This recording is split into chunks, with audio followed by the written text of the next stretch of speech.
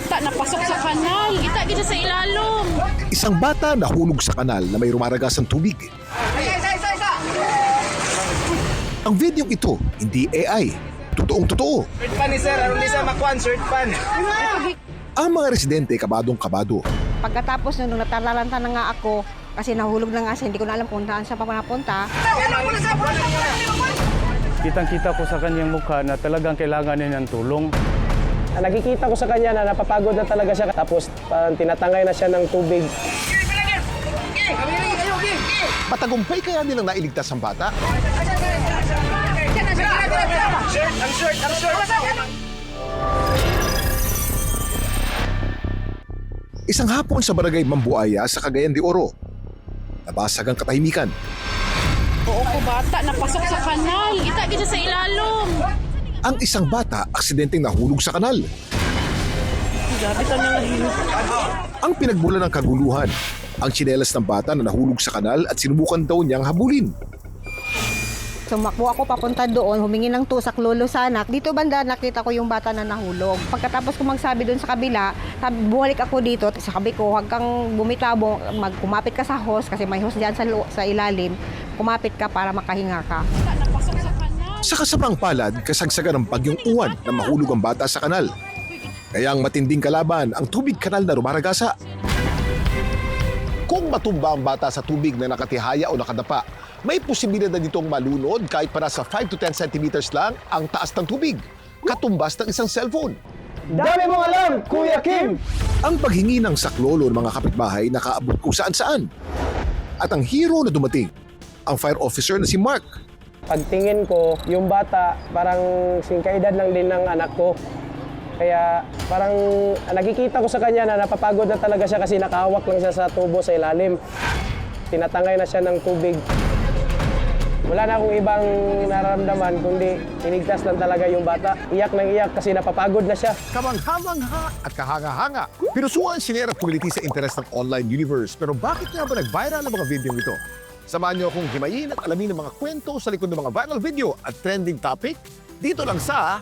Ang dami mo alam, Kuya Kim! At dapat kayo rin. Hindi po mga ubas o gelatin ang tumubo sa batuhan, ito'y kumpul ng mga itlog ng pusit na karaniwang makikita sa mababaw na bahagi ng dagat. Kumusta naman kaya ang lasa nitong pusitlog? Paano kaya kung habang nagmomotor, mawalan kayo ng preno? At dahil palusong ang kalsada, patuloy pa rin ang pagbulusok nyo? Naku! Saan kaya hahantong ito?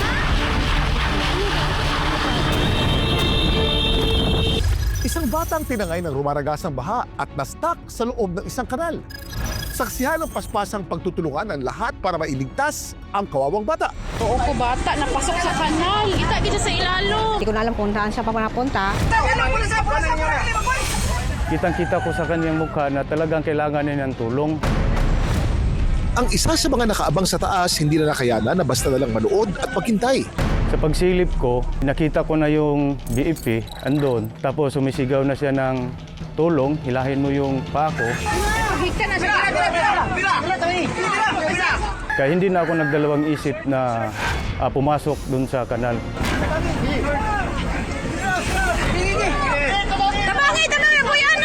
Nahirapan ako sa pagligtas ng bata doon sa BEP kasi malaki siya, tapos mabigat, tapos hawak-hawak pa na yung bata. Ang ilang mga miron nakisali na rin sa paghila.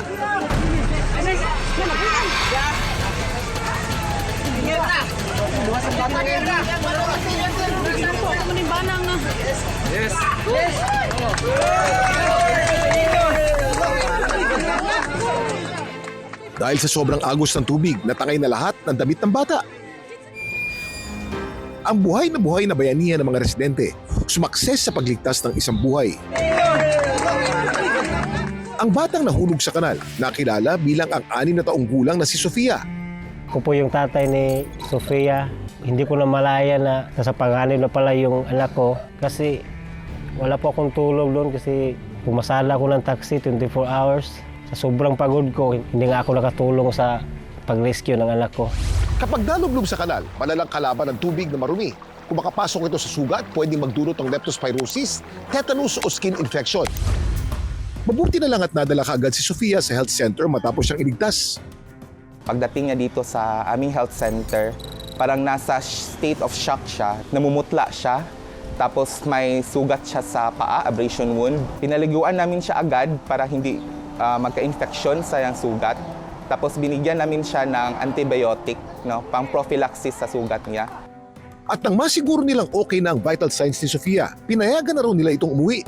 Sobrang pasalamat ko sa pagtulong sa anak ko. Malakas man ang agos ng tubig, mas malakas naman ang bayanihan ng mga residente.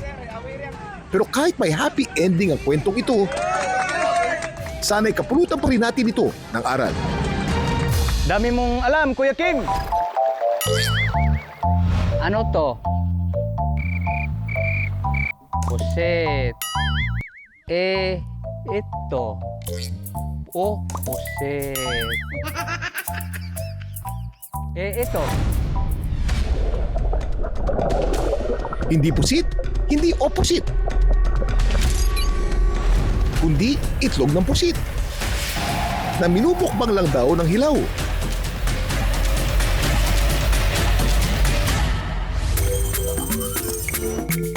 Ang Burias Island #blessed. Hindi lang sa ganda ng tanawin, pati na sa mayamang laman dagat. Ito na nga ang laman ng mga content ng page na ito na kung tawagin, Boy Lamon TV. Ang makikita sa mga video, si Simeon, 54 years old. Sa amin dito sa Burias, kung masama ang panahon, hindi kami magkalaot. Dito lang kami sa bahay. Ngayon nga, nag-vlog ako. Gusto ko mag-vlog kay kinain ko yung mga laman ng dagat. Milyon-milyon na mga views ng vlog na ito. At isa raw sa mga panalong content niya, itong malabilog-bilog na gulaman na kanyang minumukbang na ang nilalaman pala, mga baby pusit. Nadaanan ko lang yung itlog ng puset. Tapos dito na kinilaw ko doon sa malapit ng may mga lambat. Ang itlog ng pusit, ibang-iba raw sa itlog ng ibon at isda na may hard shell. Ang tanging proteksyon kasi ng squid egg ay isang malambot na jelly-like egg sac o egg capsule. Dagan kang naibawan, Kuya Kim. Ngayon lang ba kayo nakakita nito?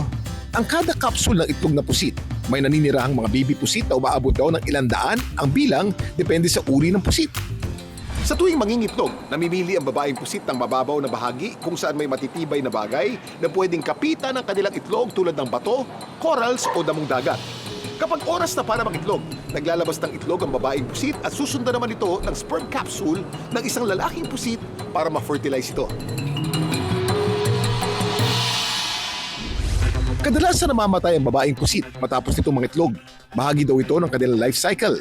Ang tanong, worth it bang naging buhay ng mga babaeng pusit?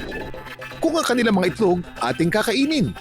Ang seasonality naman ng pangingitlog ng mga pusit ay depende sa species and temperature, pero madalas ito ay year-round or nangingitlog ng buong taon. Ang mga bagong pisang pusit ay tinatawag na paralarvae na nasa halos 2 milimetro lang ang laki. Pero huwag kayo, kumpleto agad ang katawan nito at meron ding mga galamay. Dami mong alam, Kuya Kim. Dati pa man, sanay naman ang mga tao dito sa isla ng kumakain ng itlog ng puset. Pero ang ideya raw ng pagkocontent ng itlog ng pusit, hindi si Simeon ang nakaisip. Puno man daw kasi ng mukha niya ang kada content nito. Hindi raw talaga siya ang humahawak ng naturang vlog account. Ang tunay daw na Boy Lamon, camera shy lang noon. Pero ngayon magpapakilala na raw siya sa mga tao. Ang 33 anyos na pinsan ni Simeon na si Jeter. Dati kasi medyo mahiyain ako. Naisipan kong alokin yung pinsan ko na siya ang harap sa kamera. 2 dekada na raw na mangingisda si Jeter at pinana pa niya ang trabahong ito sa kanyang mga magulang. Pero ang kitang 300 piso, hirap daw niyang ipagkasya sa kanyang pamilya. Kaya naisipan niyang pagkakitaan na rin ang maraming pagkaing matatagpuan sa kanilang karagatan sa pamamagitan ng vlogging. Mga 1 taon na mahigit yung pagkain namin ng itlog ng pusit. Pero safe naman kayang kainin ng hilaw ang mga yan? Ngayong low tide na naman, nagsusulputan na naman daw ang mga itlog ng pusit. At ang magpinsan, itutur tayo kung saan nila ito nakukuha. Ito yung hanap buhay namin dito sa probinsya.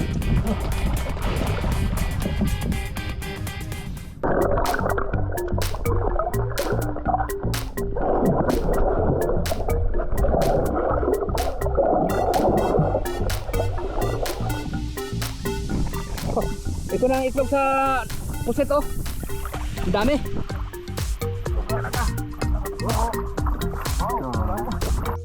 Ito ang itlog ng puset.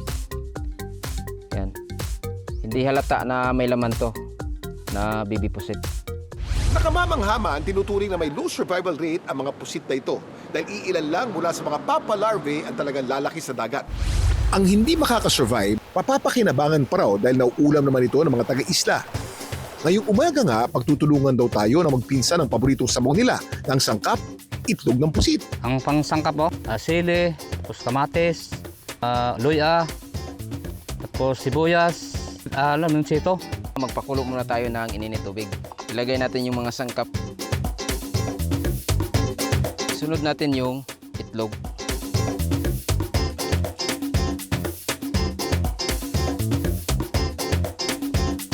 Lagyan ng asin para magkalasa siya. Kapag kumulo na, pwede nang pagsaluhan. Ang lasa niya parang gelatin. Parang maalat-alat. Malambot sa dila tapos maalat-alat. Pero balik tayo sa tanong kanina, ligtas bang kainin ang itlog ng pusit? Itlog naman po ng pusit ay edible o pwedeng kainin. Ito ay merong mild flavor. Mataas din po sa protina. Mataas din po ang omega-3 fatty acids nito at mga vitamins and minerals. Pero ang pagkakain po nito ng hilaw ay hindi natin lubos na nire-recommenda unless properly processed siya o kaya yung tinatawag natin na sushi grade or sashimi grade at na-freeze muna natin. Kapag inaalagaan natin ang ating likas na yaman, biyaya din ang ibabalik nito sa ating hapagkainan. Dami mong alam, Kuya King. Ang magkasintahang ito sa gitna ng matarik na kalsada, nawala ng preno ang motor na sinasakyan nila.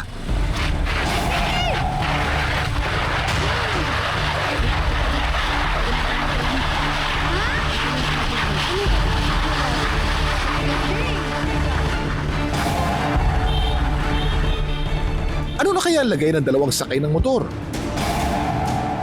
At ano-ano kaya ang paraan para hindi na maulit ang ganitong kadelikadong insidente?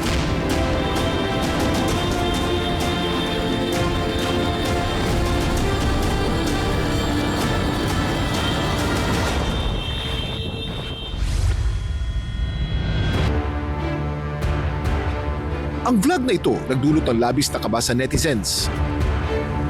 Ang nagmamaneho ng motor sa video ay si Calix. At ang nakaangkas daw sa kanya ay ang kanyang nobyang si Allison. Papunta raw sila sa isang resort noon para magbakasyon. Habang binabaybay kasi ng motorsiklong ito ang matarik na kalsada pababa, ang motor na sinasakyan nila biglang nawala ng preno.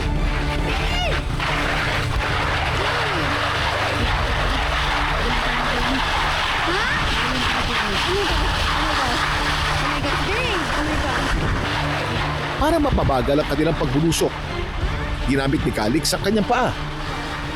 Pero dahil sa labis na tarik ng lugar, ang motor ay di mapigilan. Si Calix naman, para maalerto ang mga tao sa paligid, ay bumusina na lang. Ang kasintahang si Allison, kahit kinamahan, ay nanatiling kalmado. Nang marating nila ang palusong na parte ng kalsada,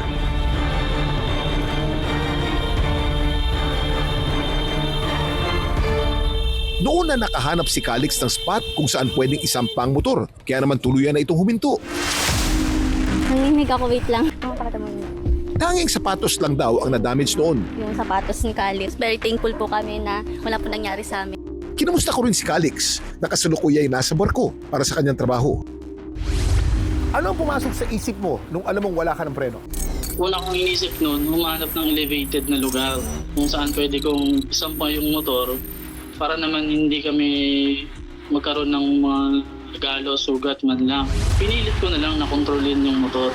Yung nasa isip ko, Kuya King, yung safety ng partner ko, na dahil nga pababa na kami, baka masaktan siya, magkagalos, magkasugat. Sa mahabang biyahe, ang sobrang init ng preno ay pwede rin magdulot ng brake failure. Kapag umabot na sa humigit kumulang na 300 hanggang 350 degrees Celsius ang brake pads, nagsisimula na mawala ang bisa ng preno. Sa sobrang init, bumababa ang friction, kaya kahit anong piga nyo, hindi na siya kumakapit at hindi na bumabagal ang motor. dami mong alam, Kuya Kim! Bago po kami pumunta dito, pinamake sure muna namin yung motor na good condition talaga. Pero sabi nga ng mga tao dito na nakausap ni Calix ay nawawalan daw talaga ng preno kasi nga pababa at naka-full brake si Calix. Calix, sa tingin mo, ano ang dahilan ba't nawalan ka ng preno? Sa tingin ko, Kuya Kim, kasi palagi na kaming gumagamit ng preno. Palagi akong gumagamit ng preno. Gawa ng pababa na kami noon. Tapos hindi rin namin naisipan na huminto muna. Para sa eksperto, may isang silent danger sa mga kalsadang pababa. Ang sobrang pagdepende sa preno. Minsan po yung nagko-contribute ng biglang pagkawalan ng preno is yung nakadiin po sa preno habang bumabiyahe or tumatakbo tayo sa kalsada. Dahil pag nakadiin po tayo ng konti, i-engage po yung ating preno, lalo na po sa mga naka-disc brake. Tapos pag i-full brake mo na po siya is biglang nawawala. May risk din sa pagpigil ng motor gamit ang paa. Maging kalmado po tayo, huwag po tayo mag-panic or anuman po dahil pag naunahan po tayo ng panic ay nawawalan po tayo ng konsentrasyon kung ano yung gagawin natin. Kaya payo ng eksperto, i-check ng mabuti ang motor bago magbiyahe. Ang bakasyon ng mag-fiancé, natuloy pa rin naman. Okay, ano naman ang natutunan mo sa nangyari sa'yo? Siguraduhin yun nga, good condition yung motor nyo. Tapos kapag malayuan yung biyahe, kailangan talaga ipahinga rin yung motor. Alamin yung kalsada, kung kayang alamin. Sa huli, hindi lang takot ang iniwan ng pangyayaring ito, kundi paalala na sa bawat biyahe, may mga bagay tayong hindi kontrolado. Kaya naman bago umalis ng bahay, i-check na maigi ang mga sasakyang gagamitin para stress ang mawala at hindi ang... Dami mong alam, Kuya Kim. May mga kwento rin ba kayong viral worthy? Just follow our Facebook page, Dami Mong Alam, Kuya Kim, at i-share nyo doon ang inyong video. Anong malay nyo? Next week, kayo naman ang isasalang at pag-usapan. Hanggang sa muli, sama-sama nating alamin ang mga kwento at aral sa likod mga video nag-viral dito lang sa... Dami mong alam, Kuya Kim! At dapat kayo rin.